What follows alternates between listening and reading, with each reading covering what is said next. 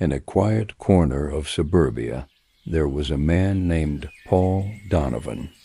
To most, he was an ordinary middle-aged Manqueot, reserved, and with a love for fishing.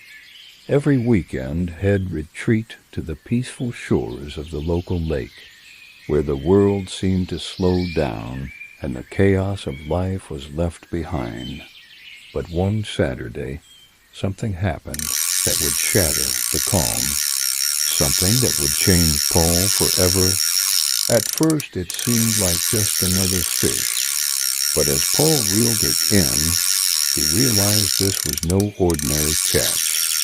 The fish was massive, its scales glistening strangely in the sunlight, and in its mouth there was something unusual.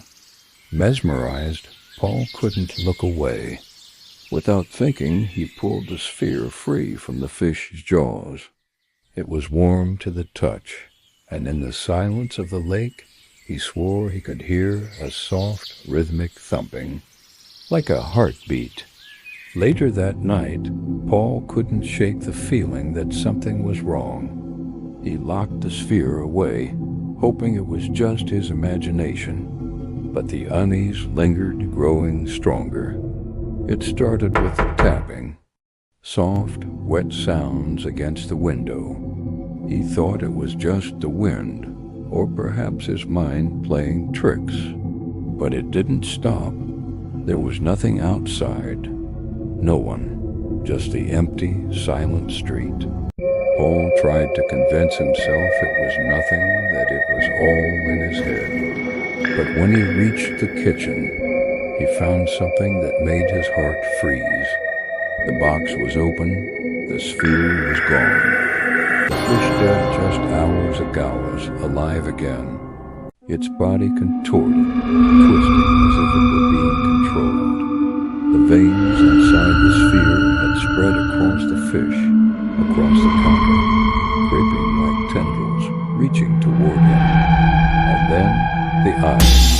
They were everywhere outside the sphere, inside the fish, watching him, following him. And in that moment, Paul knew he had made a terrible mistake. It wasn't just the fish that watched. The eyes were inside the house, inside his mind. They whispered, "You shouldn't have taken it. Now it belongs to us." The next morning, the house was eerily silent.